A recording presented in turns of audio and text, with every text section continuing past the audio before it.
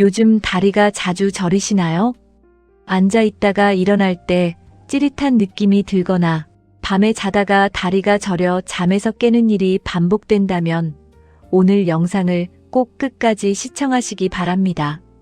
많은 분들이 나이가 들면 원래 그런 거지 라고 생각하지만 다리 저림은 단순히 나이가 들어서 나타나는 자연스러운 현상만은 아닙니다. 우리 몸이 보내는 중요한 신호일 수도 있기 때문입니다. 특히 혈관이나 신경에 문제가 생기기 시작하면 가장 먼저 나타나는 증상 중 하나가 바로 다리 저림입니다. 지금은 잠깐 불편한 정도지만 시간이 지나면 걷기가 힘들어지거나 감각이 둔해질 수도 있습니다.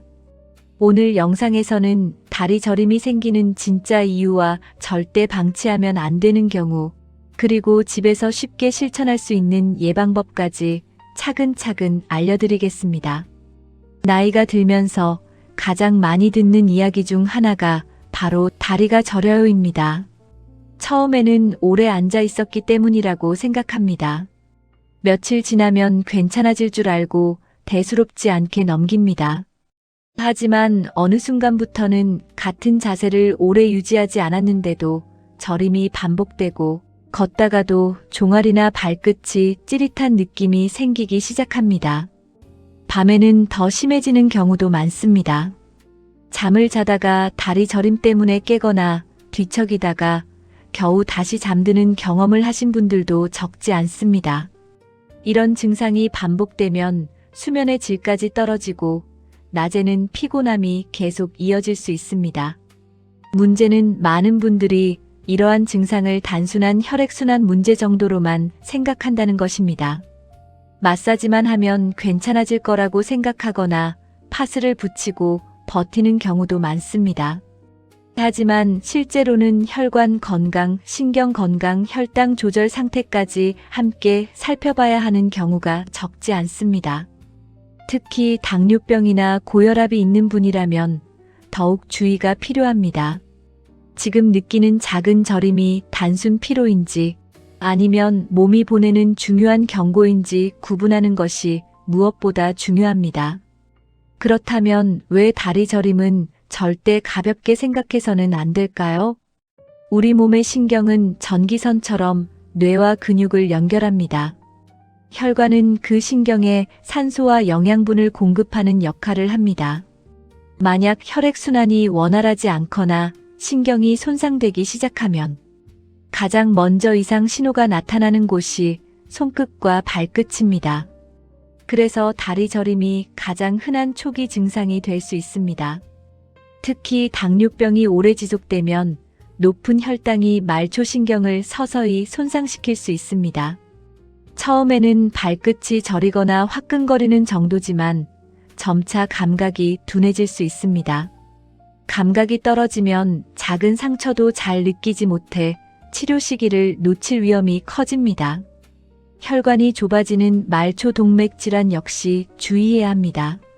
걸을 때 종아리가 당기거나 쉬면 괜찮아지는 증상이 반복된다면 단순 근육통이 아니라 혈액 공급 부족 때문일 수도 있습니다. 또 허리 디스크나 척추관 협착증처럼 허리에서 신경이 눌리는 경우에도 다리 저림이 나타날 수 있습니다. 따라서 저림이 있다고 해서 모두 같은 원인은 아닙니다. 여기서 중요한 점이 있습니다. 증상은 비슷해 보여도 원인은 완전히 다를 수 있다는 것입니다. 그래서 무조건 영양제만 먹거나 민간요법만 믿고 시간을 보내는 것은 오히려 치료 시기를 늦출 수 있습니다. 하지만 너무 걱정하실 필요는 없습니다. 생활 습관만 조금 바꿔도 저림을 줄이는데 도움이 되는 경우가 많습니다. 그 전에 많은 분들이 무심코 하고 있는 잘못된 습관부터 살펴보겠습니다. 첫 번째는 오래 같은 자세로 앉아 있는 것입니다.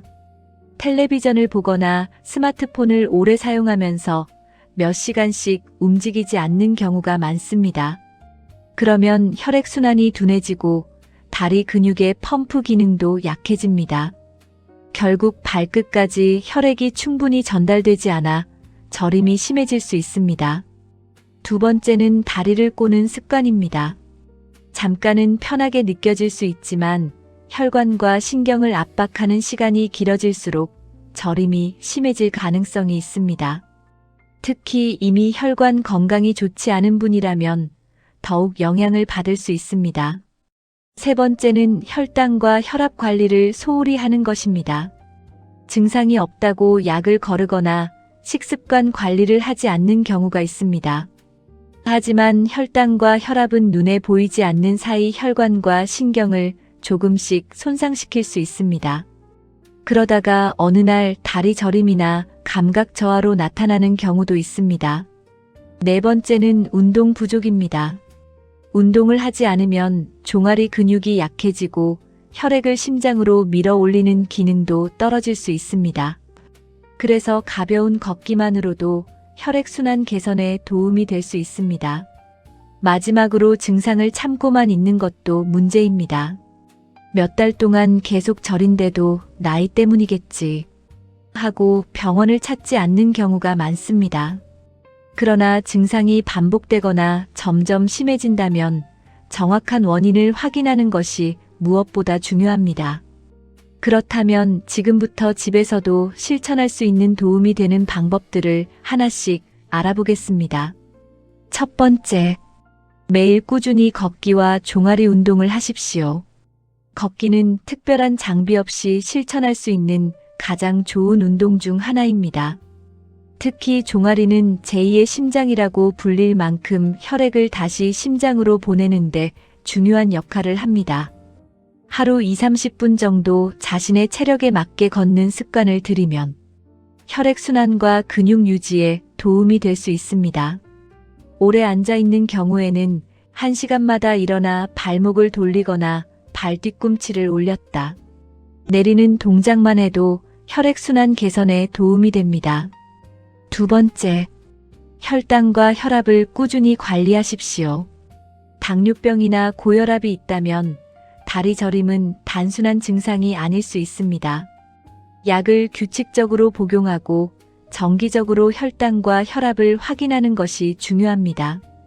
또한 과도한 단 음식과 짠 음식은 줄이고 채소, 통곡물, 단백질을 균형 있게 섭취하면 혈관 건강을 유지하는 데 도움이 됩니다. 작은 관리가 결국 신경 손상을 예방하는 데 중요한 역할을 합니다. 세 번째, 다리에 무리가 가지 않는 생활 습관을 만드십시오. 다리를 오래 꼬지 말고 너무 꽉 끼는 양말이나 신발은 피하는 것이 좋습니다. 잠을 잘 때도 한 자세만 오래 유지하기보다 편안한 자세를 유지하도록 노력해 보십시오. 또한 발에 상처가 생기지 않았는지 매일 확인하는 습관도 중요합니다. 특히 당뇨병이 있는 분들은 작은 상처가 큰 문제로 이어질 수 있으므로 더욱 세심한 관리가 필요합니다. 네 번째, 이런 증상은 반드시 진료를 받으십시오. 한쪽 다리만 심하게 저리거나 갑자기 힘이 빠지는 경우, 걷다가 다리가 심하게 아프고 쉬면 괜찮아지는 증상이 반복되는 경우, 발의 색깔이 창백하거나 차갑게 느껴지는 경우는 전문의 진료가 필요할 수 있습니다.